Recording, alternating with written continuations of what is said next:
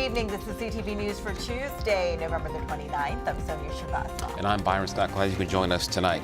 Well, Prince George's Fire Chief Mark Bashore meets with WMATA officials to talk safety issues. Bashore, who also heads the Council of Government Fire Chiefs Committee, says the regularly scheduled meeting focused on current safety improvements on the system. Bashore says Metro has made significant progress on safety issues and says one of the major projects he's concerned with is the underground communication system used by the first responders. I'd say we're well on our way to getting to where public safety needs it to be, which ultimately is where the riders need it to be. We don't have the same frustrations that the riders have because we're not depending on it for getting to work on time or depending for it for those kinds of things.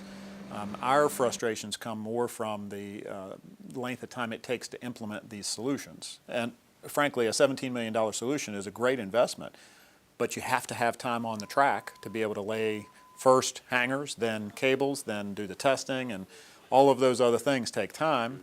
The Safe Track program, while they're replacing track, they're also hanging hangers for this cable. So they're doubling up on what they're doing, and that's going to allow us to get the, once those hangers are actually hung in all the tunnels, we can, not us, but WMATA can get the cable stretched.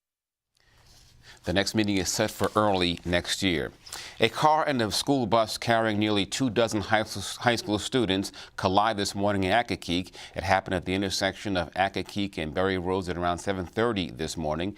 Investigators say the bus was heading to Gwynn Park High School when the crash occurred. The driver of the car had to be extracted and was taken to a trauma center. Investigators say she suffered non-life-threatening injuries. 19 students were taken to a local hospital for evaluation before being released to their parents. The remaining 2 teens suffered minor injuries. The accident is still under investigation.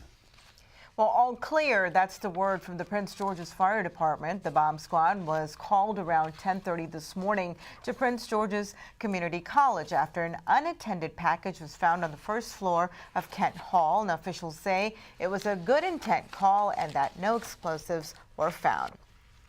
Well, the countdown is on for people who are excited about the new casino in Oxon Hill. In less than 2 weeks, MGM will open its doors at the National Harbor. In addition to being able to gamble, people can enjoy the hotel and resort on the property. The executive director of hotel operations, Patrick Fisher, says workers are busy putting the final touches.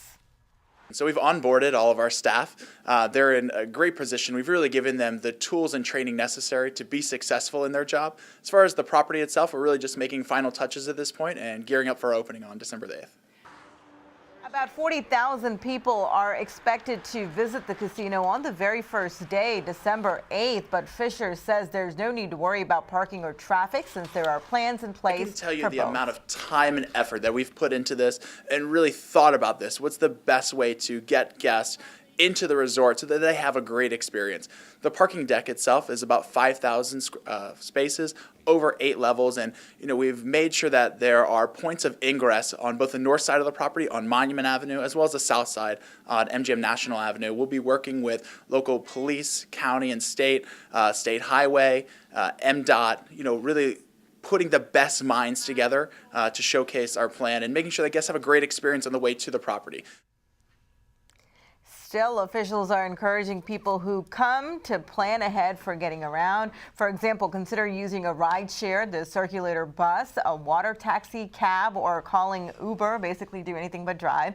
One final note for fans of Sarah Jessica Parker. She will be opening her first clothing boutique at the National Harbor the same day that the casino opens.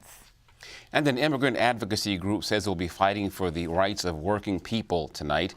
Dozens of organizations, including CASA, will gather outside the Montgomery County Council to push for a higher minimum wage. And the groups want to increase to $15 an hour by 2020. We're going to be speaking out, trying to get the council to vote for the passage of this minimum wage bill. We think it's very important in this area. What DC's already done this, and it's time for Montgomery County to go ahead and participate in this as well. In July of next year, the minimum wage in Montgomery County is set to go up to $11.50 an hour. And you are watching CTV News. I'm Byron Scott. And I'm Sonia Shrivastava.